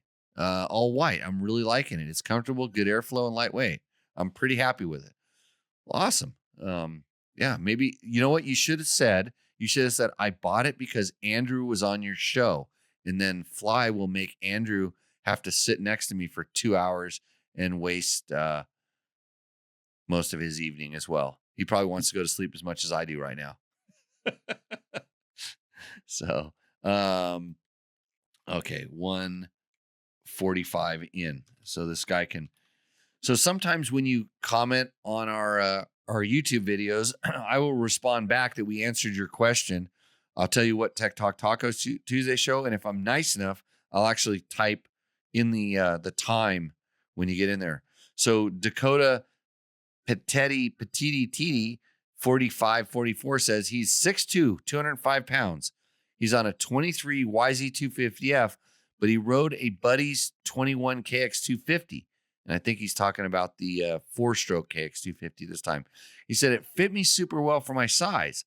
I'm thinking about switching to this 25 KX. Are Kawi's unreliable? That has me hesitant. Scott.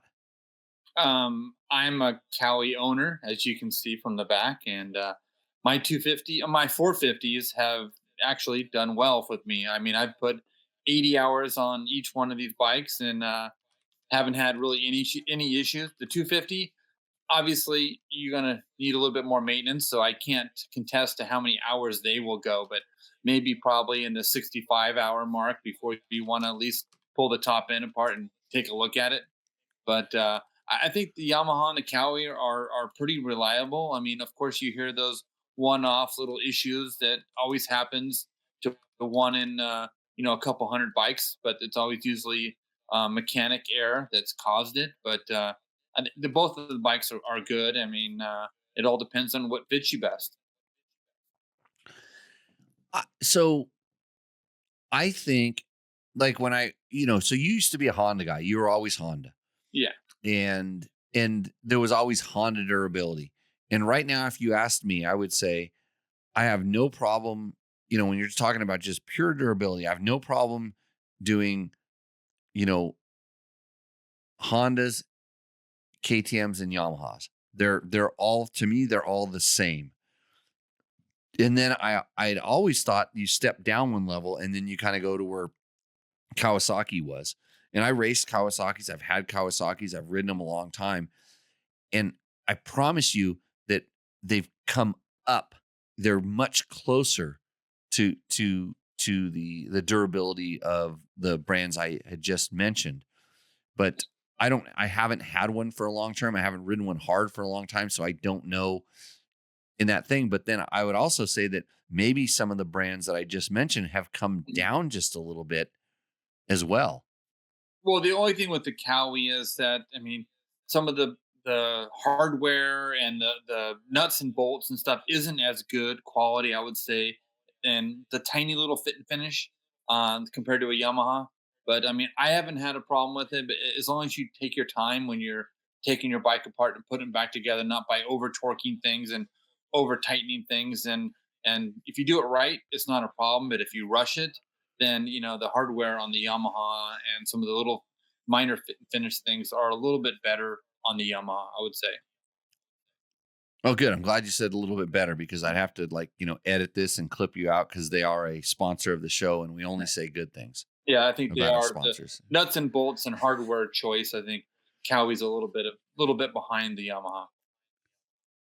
Yeah, but they've gotten way better. Kawi for sure. I mean, They used to have it was like anything that was attached to the subframe whether it was your muffler, your seat, your side panels, they were going to strip out, and you're going to have to helicoil them, and the bolts were going to get rounded off. And they actually went to some nice looking fasteners. Like I would say that the Austrian brand kind of started that. They started going to some stuff that was kind of nice, nicer hardware. Honda always had kind of premium hardware, and Yamaha seemed like they went there as well. They started like looking at it.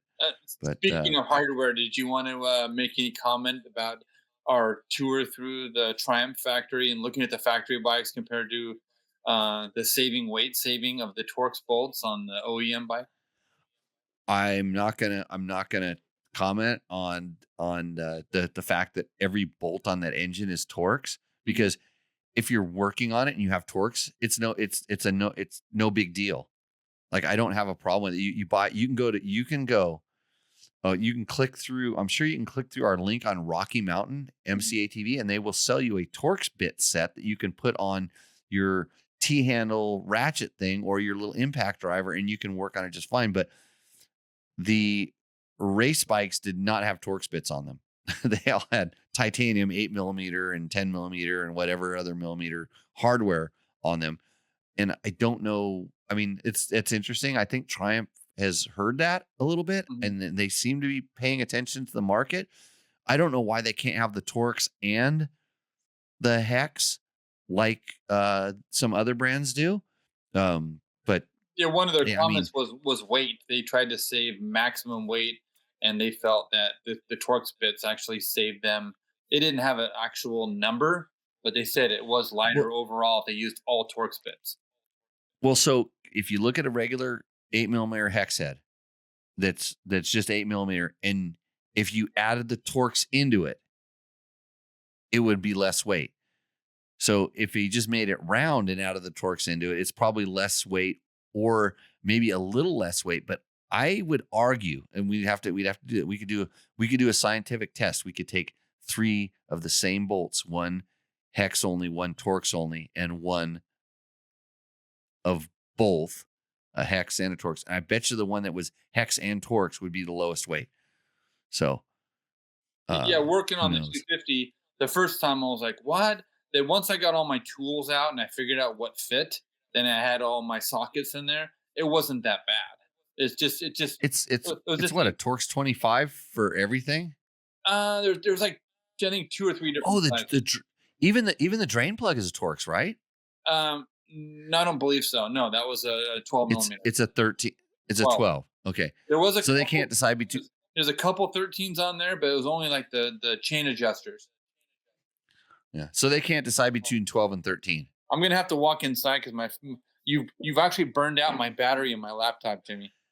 You know what? I'm glad that I did that, because I think it's time for us to shut down this horrible show. Yeah. So Scott, thank you for coming on. You didn't violate any terms of our agreement with Triumph by saying bad things. Not bad things, but anything. We'll do that next week. Maybe I'll have you back on if you can charge your battery up by then. But sounds good. Thanks for joining us, Scott. I'm sure your fan club now, they'll want you to run this show too, and then I can retire. I doubt that very much. Yeah, maybe.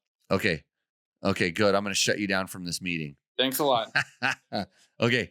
All right. Thanks, Scott. That's Scott Hoffman. He's a I would like to say co-owner, but I had the business agreement structured so that he is just a slave. Like you can be, if you want to come in here and push buttons for this show, or push my buttons in the comments, or share this with somebody. Hey, we really appreciate you tuning in and doing this with us live almost every Tuesday. When we feel like it, when we have some news to bring to you, but share with a friend. Go to we have links. Go to support us on Dirt Bike Test, and you can shop through Amazon if you're buying, especially really expensive items like TVs or electric cars from China. You click through our Amazon link, and then Rocky Mountain ATV MC, if you're doing some motorcycle parts, we get a little cut of that kind of stuff. It helps. Always think about the guys that would support us in the show. They've been flying through on the back on the screen behind me. But those companies, I need to send them all invoices for all of this stuff, but it is Bulletproof Designs, Double Take Mirrors, Fast Company, DDC, things like that that kind of keep us coming to you. So with that, since we've answered every question known to man on motorcycle related products, my name is Jimmy Lewis. This is Dirt Bike Test. This has been Tech Talk Taco Tuesday, episode number 232. And we'll see you out in the trail. So cheers, everybody.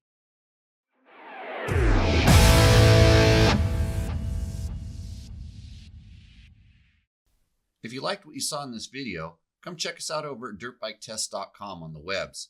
We have bike tests, product tests, a lot of fresh dirt, and you can even support us by clicking through our links. Hopefully, we'll see you out in the trail.